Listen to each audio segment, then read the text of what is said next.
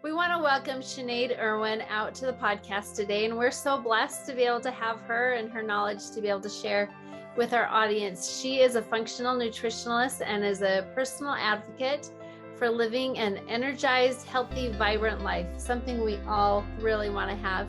She empowers coaches and guides her clients in their quest for health and to have healing at a higher quality of life, which is so important.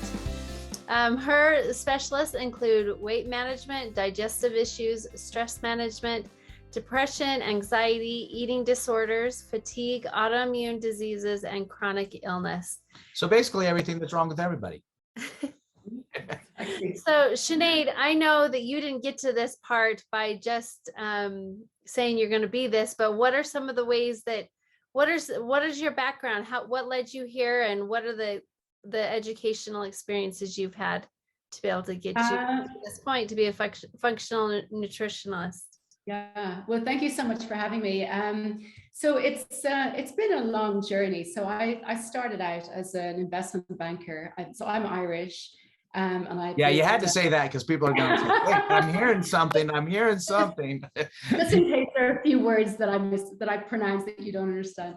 But anyway, so I was an investment banker when I lived in Amsterdam and in London. And although I love that world, I knew it wasn't my complete passion. I've had lots of health issues over the years, like as a teenager and early 20s. And I always tried to self-diagnose and do my own research to figure out what my body needed to heal. So you were using Dr. Google. Well, a few other more qualified doctors, but functional doctors. So I am completely living symptom-free, and as a result of my own healing journey, I thought, wow, there really is something to this, food and lifestyle therapy. So I went back to do my master's in New York in holistic wellness, so that I could help other people heal the way I had. And so then about 8 years ago, I moved to Salt Lake and set up my own practice, where I now help people heal from their physical and mental emotional symptoms through nutrition, supplements, and lifestyle changes. Excellent. So what are the different schools that you went to then? I did my master's with a college called Clayton College. That was online at the time because I was I've got 3 incredible sons. And so I was having them and raising them as I was doing my master's in Manhattan. So Clayton College was the first one. And then I did a year with the Institute for Integrative Nutrition.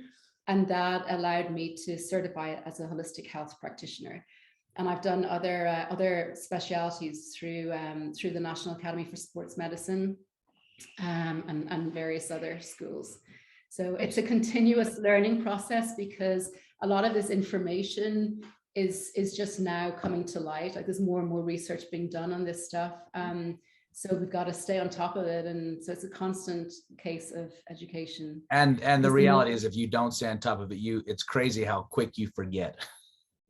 There's that. And also the more I know, the more I can help other people heal. Absolutely. The more I can empower other people to get better. So one of the biggest parts of being a functional nutritionalist, if I can get that out right. Nutritionist, not nutritionalist.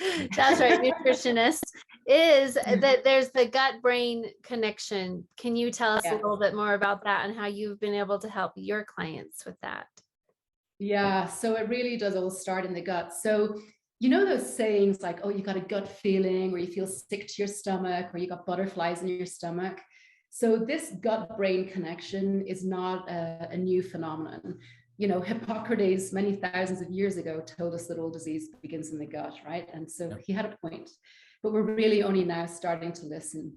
So the gut and the brain are connected via the vagus nerve and via the enteric nervous system.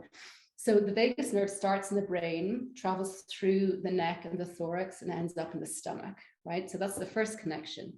But the second connection is where a lot of the stuff happens.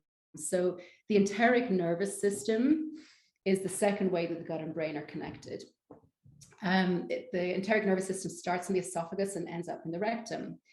It's about like 9 meters long. So it's like if you unravel all our insides, it takes up the length of tennis court. It's pretty fascinating.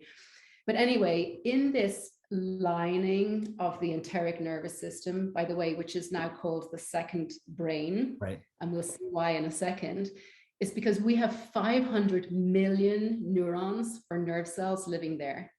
500 million in the gut, right? We only have 100 million in the brain. Okay, so that's pretty fascinating. So these neurons or nerve cells are responsible for receiving messages or sensory input from the outside world and sending commands to our muscles. So that's all going on in our gut, right, or in our enteric nervous system. But not only do we have all those billions of nerve cells in there, but we're supposed to have about 100 trillion beneficial bacteria. So like gut flora, right? These are little microbugs. And so that's why it's called the microbiome. The job of this microbiome is it controls our immune system, right? 80% of our immune system is in the gut, or the microbiome, or the enteric nervous system. There's so many names for it now. If you think about that, 80% of our immune system resides in there. And that's what's responsible for fighting off infection, inflammation, disease. Okay. So if that's not working properly, how's the body supposed to function properly? Okay. Well, the crazy thing is that gut microbiome and that information is what also sends message to the brain and sends different things that people don't even realize. It sends like the cravings, it sends the lack of cravings, it says, hey, I'm hungry, all those things, and also what to have, right? I mean, because there's bugs want certain things. Yeah, it's the craziest thing. We actually spoke, that was our first kind of intro into this. We spoke on gut health and the microbiome about 5 years ago at a conference. No one had a clue. It was kind of before that whole name even came into existence. And that's kind of actually what started us on the journey of doing the conference, right? But it's just crazy because it's like and it was just all new. It's like, yeah, bugs are good. It's like, what? Yeah.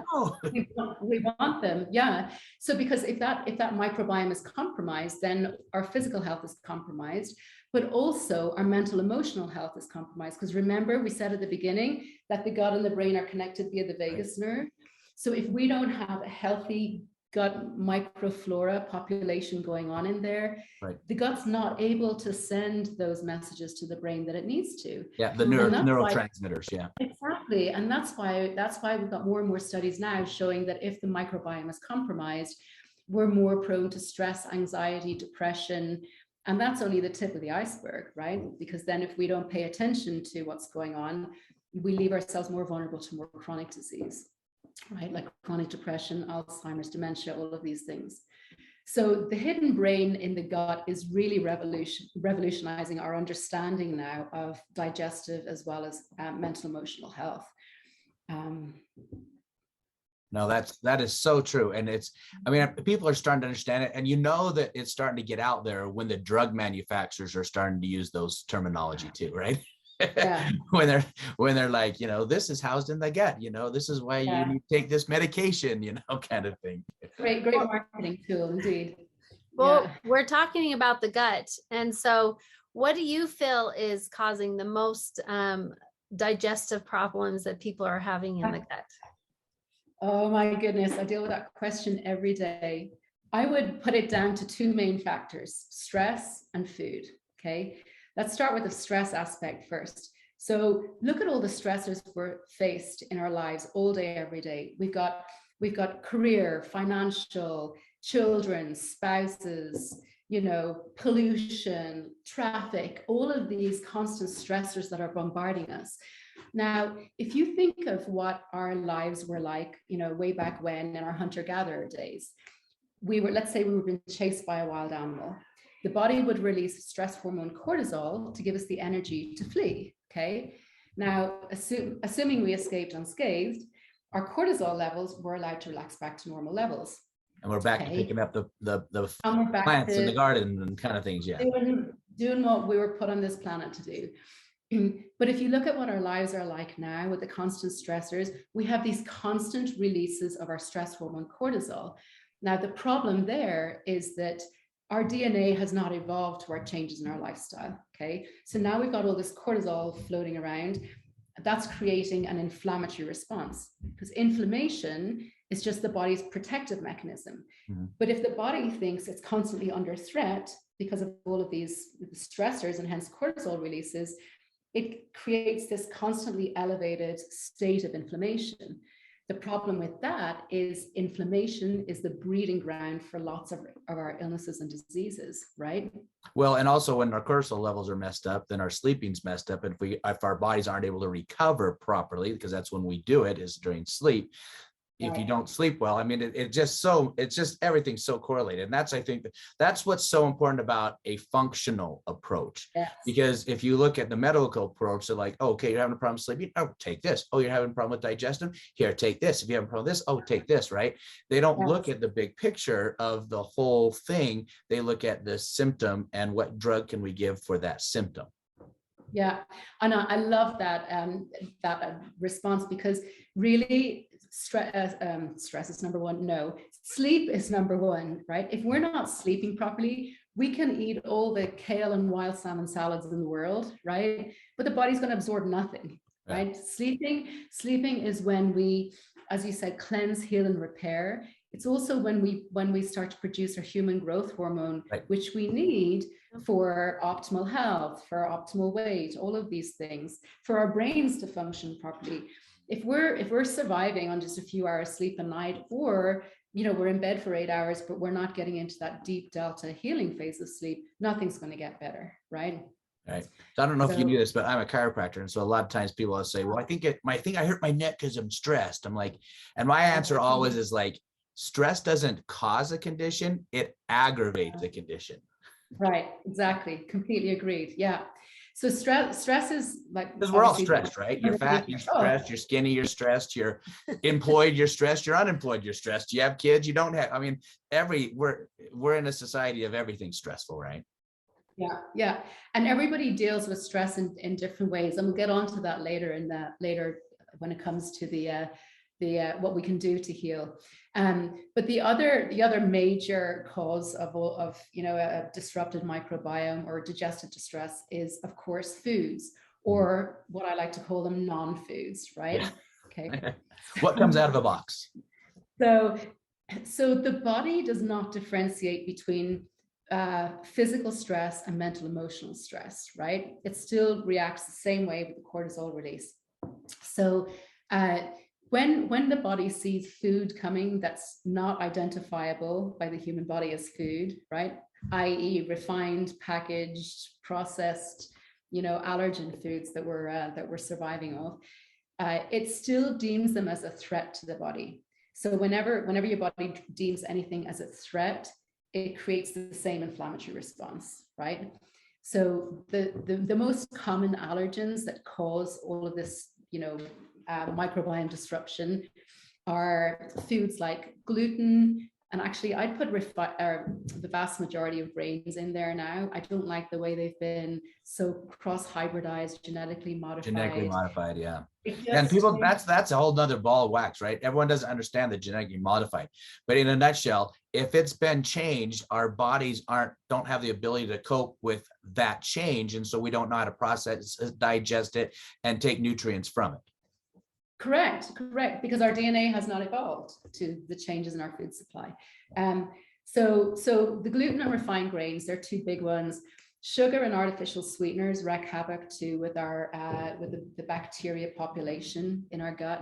The inflammatory oils like your soy, safflower, sunflower, all of those like high omega-6 rich inflammatory oils. And then you got your pasteurized cow's dairy, right, which seems to be in so many of our foods now, cause havoc. Well, the crazy thing is how many things that quote are healthy have all this crap oil in them. It's like, I don't understand it. I guess it's all about dollars and cents, right? Because it's cheaper. But, they're in the healthy aisle, they're in the natural aisle, and then you look at the ingredients and it has these garbage for oils, and it's like, what the heck? Yeah. So that's something I do a lot with clients. I'll literally take them around the store and we will pick up products and just read the ingredients, and I'll teach them how to, what to look for, how to differentiate between, a beneficial product and a non, a destructive product.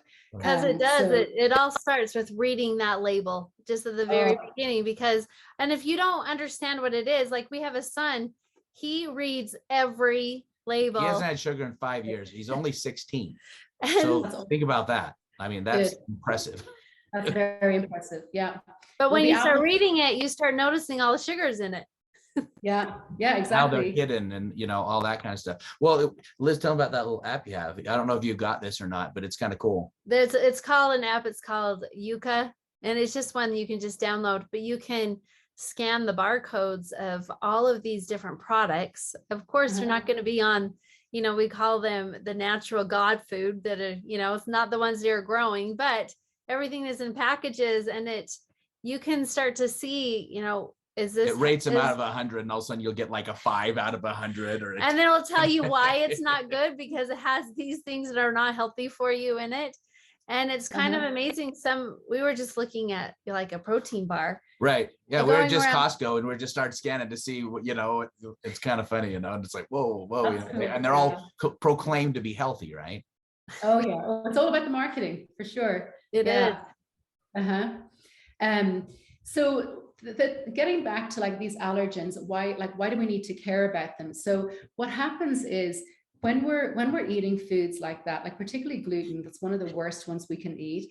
It stimulates this production of zonulin in the gut. And what zonulin does is, if you can imagine, like when we're born, when we're babies, our intestine walls are nice and intact, like nice and tight like that. Right, tight junctions, exactly. So we're able to absorb all the nutrients from food, and everything's good.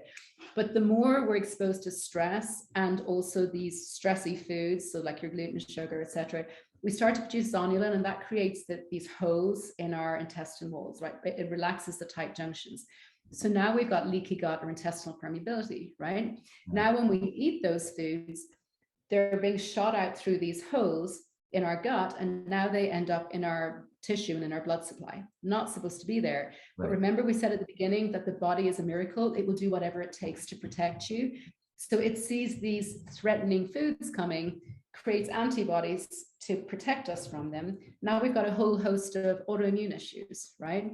Now we've got a completely compromised gut lining. So now there's no information being sent to the brain.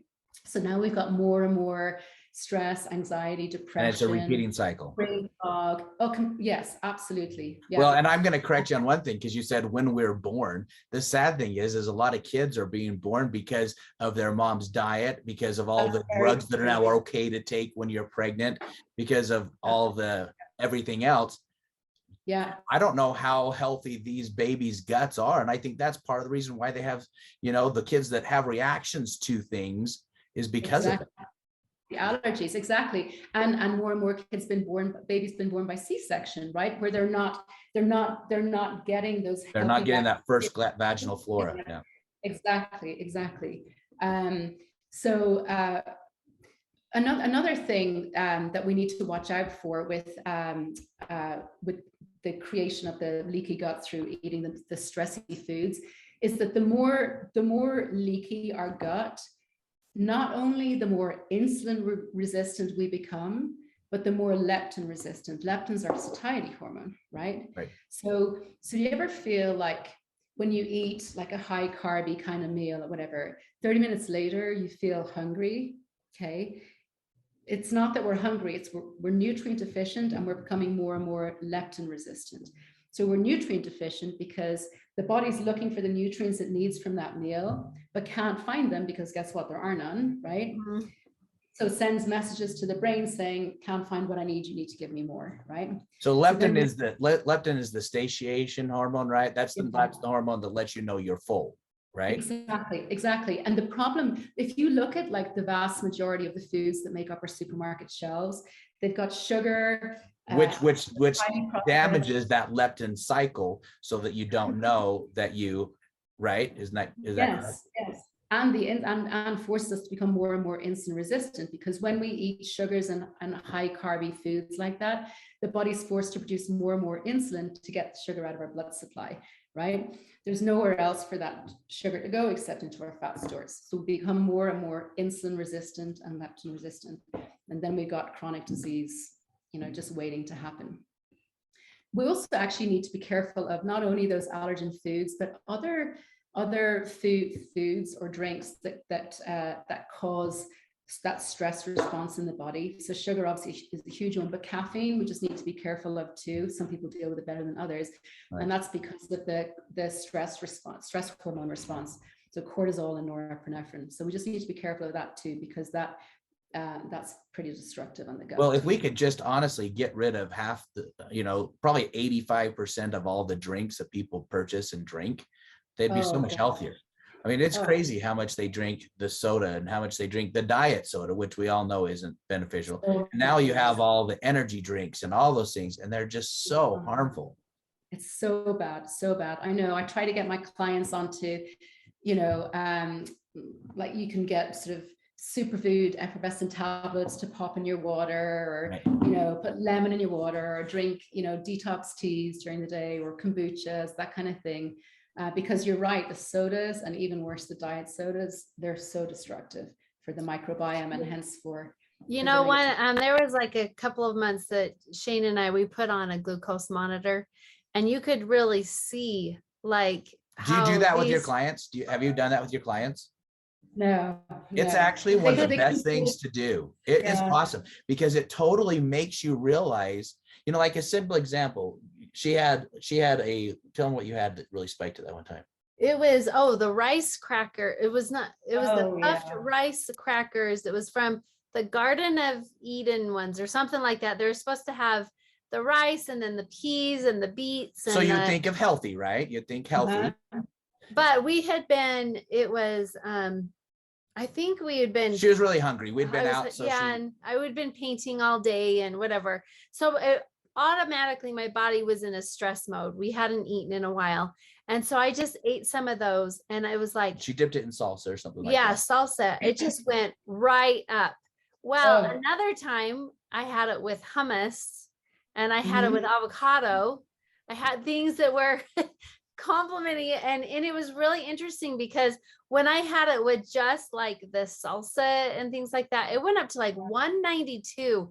And then when I had it another time, when I had it with just the avocado and some hummus protein and things like that, fats, then it really lowered it. I think it only got up to, which is still a little bit higher, but 100 to like 124 or something like that. Yeah.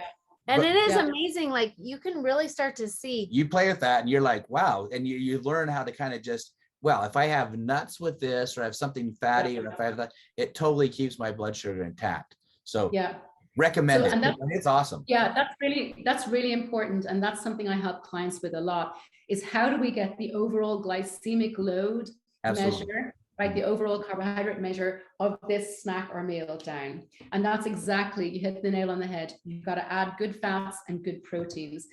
I would recommend for people to keep it as low carb but nutritious carb as possible. And then obviously with all the good fats and moderate good proteins. But the reason I say low carb but nutritious carb, if you think about what our carbs are, and I would love to redefine carbs, because carbs are put into one they're put into one huge bucket and people are terrified of them. But actually we really need good carbs in the form of fruit, vegetables, the carbs in nuts and seeds, right? We need those foods because they're the most fibrous foods out there, and they're also the most alkaline, right? So when I say alkaline, if you remember, we were talking about inflammation. So acidic foods create inflammation. So acidic foods would be your sugars, your refined processed foods, meats, foods like that. Whereas your alkaline foods are your fruit, your vegetables, your lemon water, most of the nuts and seeds, those kind of things. So we need more of those alkaline foods in order to reduce the acidity and hence reduce the inflammation, right? And so I love that point about balancing the carb with the protein and fat, because I think if we can keep the overall glycemic load or the overall carb as low as we can, what we're doing is we're triggering our body to become more fat adapted, or we're re-educating our body to become more fat adapted rather than carbohydrate dependent, like in our hunter-gatherer days. Right. So like back to being chased by the wild animal again. So they could go for ages without eating, right? Of course, we can't go from one meal to the next snack to the next meal without feeling dizzy and sick, right? But they can go for days. And that's because naturally the body is built to burn existing fat resources to produce ketones for fuel when we need fuel. We weren't built to rely on the next influx of carbs, right? For fuel. And that's what creates a lot of the inflammatory issues, physical and obviously neurological, mental, emotional, because we know it's a two-way street. So if we can re-educate the body to become more fat adapted like that by keeping those refined, processed, sugary, carby foods to a minimum, then it's like we're a Tesla burning, efficient fuel rather than an old Volkswagen kind of thing, right? That's how the body was built, to work efficiently and not to burn dirty fuel. See, and I think that's what's the benefit of working with someone such as yourself. That's the, the functional side of things, because I'll tell you, there's a lot of nutritionists, dietitians who, they think they know all this stuff. And yet it's like, you're still following that stupid pyramid, that doesn't make sense. That's completely wrong, but that's kind of their education, right? It's like the American Diabetic Association, the stuff that they promote and stuff. It's just wrong. And it's really sad that all these organizations and the schooling that really comes in, they're just not being trained properly and taught properly. No. And that brings up a great point. So behind me is my circle of life. So you mentioned the functional approach. So just to explain that a little bit to people who don't really understand what that means. So I believe that we got to look not only at food, but at everything else that creates health or that nourishes us. So I look at the food we eat as secondary foods, and everything else that nourishes us are our primary foods. And so our primary foods, by our primary foods, I mean stress management, sleep, exercise, healthy home environment, positive relationships, career fulfillment, passion fulfillment, spirituality, joy, like all of these things. Because if we have voids in those areas of our lives, guess where we gravitate towards to fill the gap, to fill the void, right? Food, alcohol, drugs, or other addictive behaviors, right? Okay, those issues didn't stem from just an addiction or just a food issue or just a whatever. We're trying to fill a gap somewhere because something else is wrong, right? Something else is missing, okay? So when you look at like the gut-brain connection, that's why the primary foods are so important. If we're not managing stress properly, like we've always known that stress goes like, if we have negative feeling, negative emotion, stressy emotion, whatever, like in our heads, it goes down to the gut and we feel sick to the stomach, or we have that, that nauseous feeling, or we've got to go to the bathroom a million times. Actually, that bathroom issue with stress, the connection is peristalsis. So peristalsis is what the speed with which food moves through your system. Right. And if we have these stressy, like before I don't know, a big presentation or something like that, you feel stressed and you got to go to the bathroom. It's because the peristalsis is moving quicker. So your digestive system is churning the food out quicker. But anyway, so we've known that it goes that way. Okay, but now we know it's a two-way street, right, via the vagus nerve between the gut and the brain. Mm-hmm. So if we have issues in our gut, like, gas, bloating, diarrhea, constipation, IBS, IBD, any of these kind of things, then we are so much more likely to have neurological issues. Anything mild from brain fog, stress, anxiety, mild depression, to more, and it can develop into more chronic issues like chronic depression, Alzheimer's, dementia, like other neurological issues, if we don't fix it from the root source, which is the gut, right? In fact, studies show that people who take probiotics, right, because obviously there's a connection between, you know, gut issues and depression. People who take probiotics are more likely to relieve their symptoms of depression than people who don't.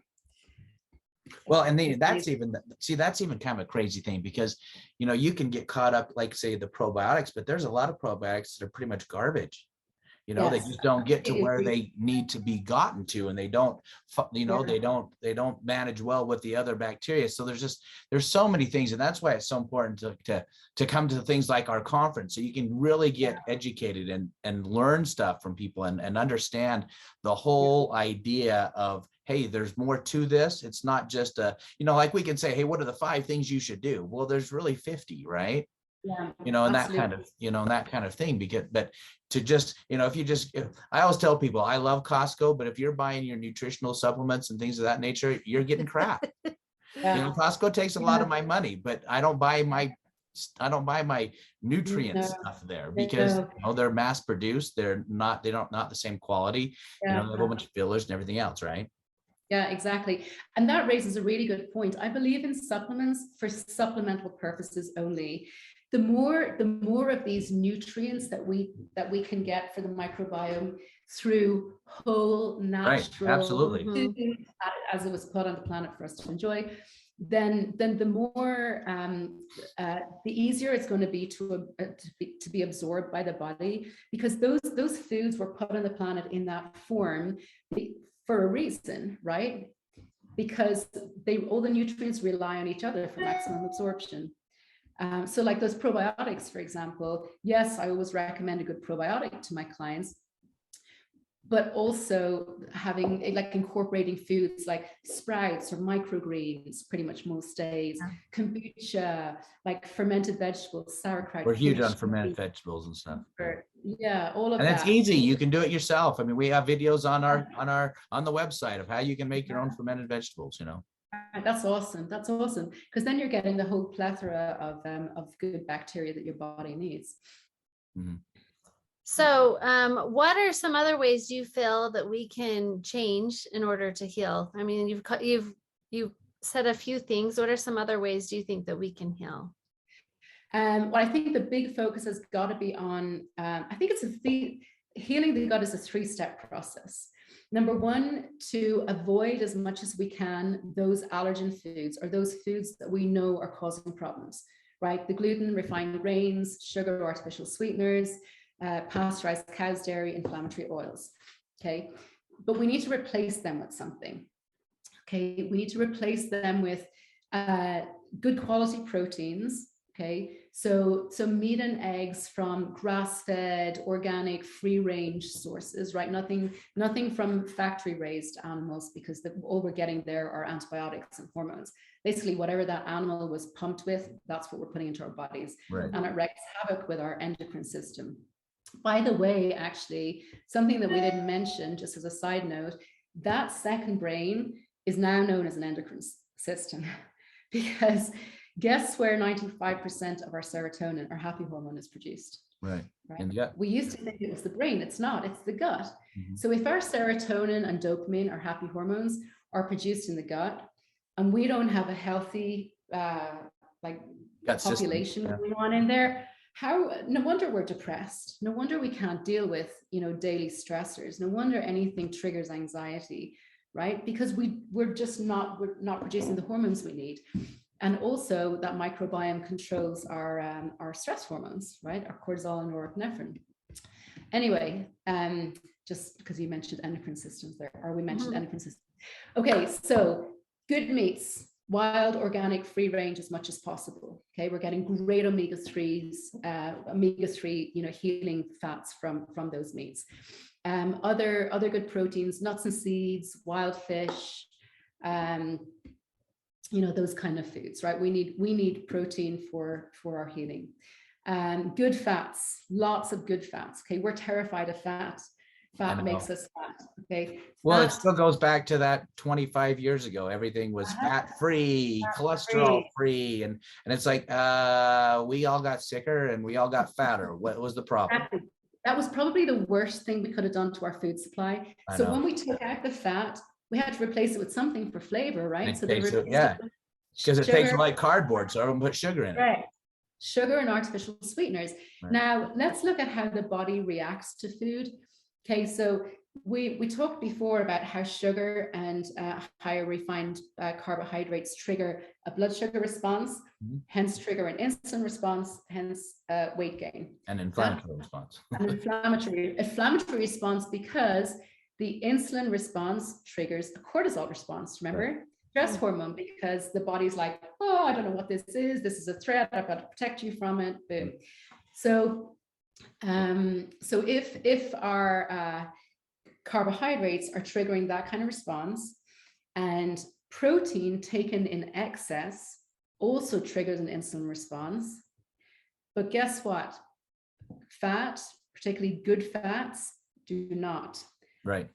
Good fats have a minimal insulin response. Yeah. So if any, so if inflammation and weight gain and chronic disease and all of these things are being caused by this insulin and cortisol trigger, then what do we need to do to heal?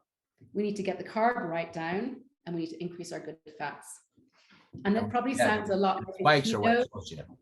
Yeah, ups, the downs, the ups, the downs. Right? Exactly. We don't need that roller coaster. We don't want that roller coaster thing going on, because that's disease, that's illness, right? So we need to keep insulin nice and mellow, nice and stable. And we do that by incorporating a lot of good fats. Okay. One thing we noticed that when we were on that glucose monitor is that, you know, we got on it and then we got off of it a little bit and then we got back on it.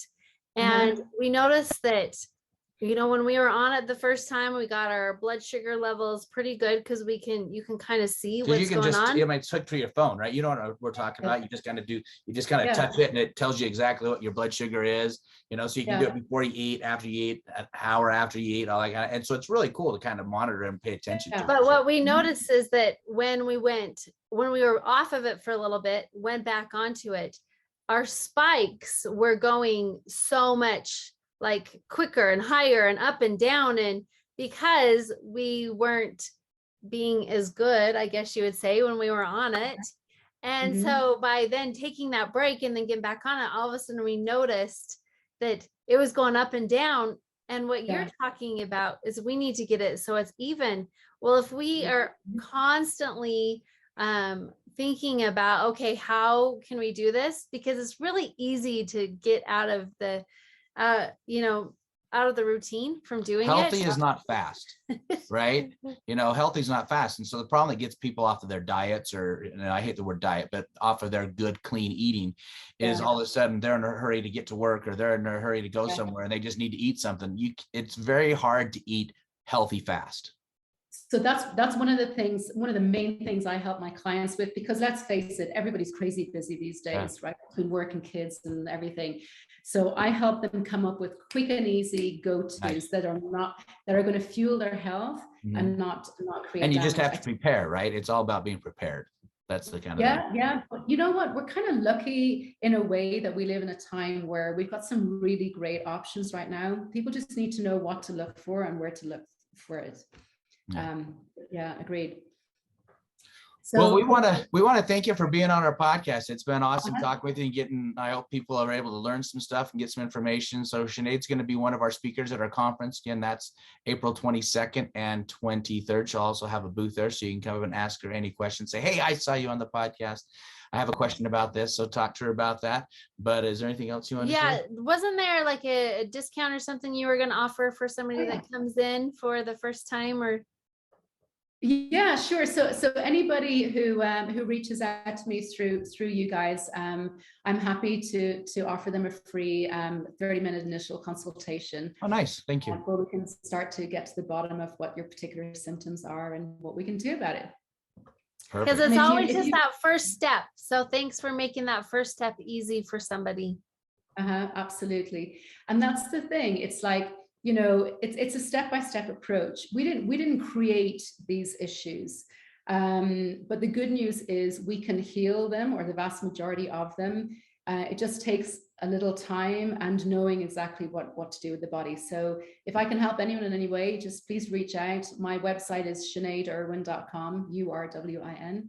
And, you're gonna have to spell the Sinead because it doesn't spell. Oh, yeah. I guess I just take that bit for granted. SINEAD URWIN.com. All right. And do you want to give a phone number as well? Sure. It's 646-853-5477. That way, you know, she's a transplant to Utah. Yeah. I kept my Manhattan number. Although I'm thinking maybe an 801 might be the best, because 646 is generally telemarketing or something, isn't it? So I think. Yeah. Well, geez, it seems like everything's telemarketing now, isn't it? They get yeah.